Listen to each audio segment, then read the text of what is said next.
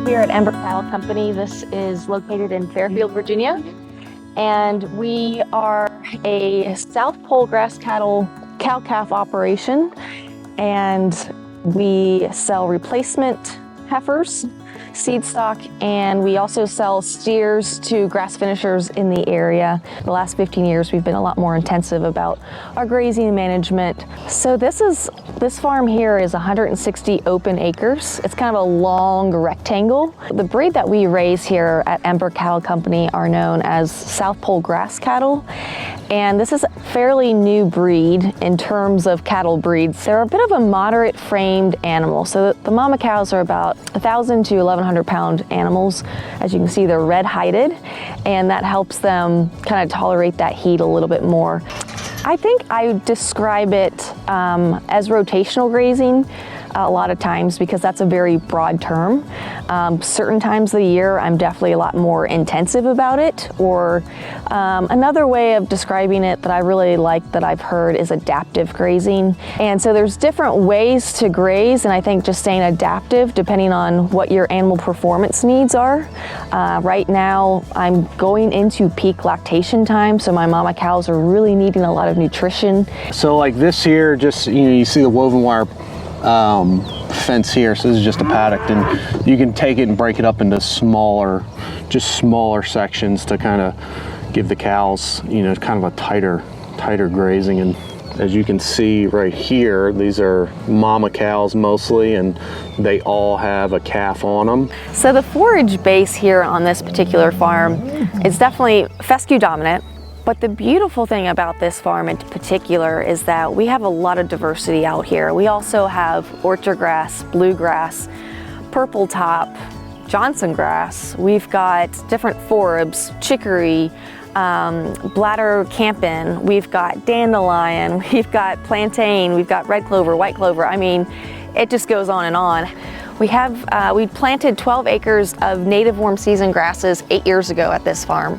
And that includes big blue, little blue, and Indian grass. I did a soil test on that pasture last year, and by the way that we've managed it and the different forage species between the two, the natives actually have a 1% higher organic matter level in them than the other one. So it's been a bit of a journey. We would have very large paddocks, and we would rotate them maybe once a month. I started doing a lot of research into higher input systems and how I could bring that cost down. And that's really what led me to, at that point in time, it was called sustainable agriculture. And that really resonated with me. I was like, okay, this seems to be more like a more profitable way to raise cattle. So you're bringing the inputs down, these outside inputs down, but you're also doing a much better job of managing your grasses. And that is a key point. We're able to make a profit every year, which is great. So regenerative farming can be profitable.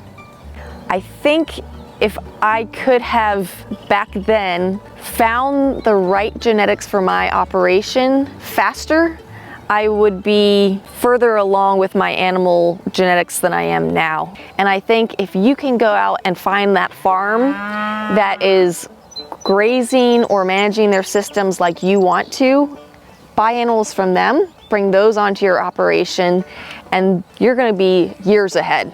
So when you have a lot of pasture diversity, that creates a lot of room and space for other species of wildlife to come in, or farm life. If you don't have soil health, you're missing a lot. It's not just because that's the right thing to do. Soil is a living organism. We need to start looking at it that way. It's not just inert material that we can chemically change or physically change at a whim, even though we can. We need to start looking at it as a living creature, I guess, even though it's trillions of living creatures under there. Like scenes like this is why I farm, and this scene here is why I consistently move cows, because right now we're looking at the cows in waist-high forage that's lush and just ready to be consumed. This is cow heaven here on earth. I don't think they can get much better than this, and that makes me happy when my cows are happy, for sure.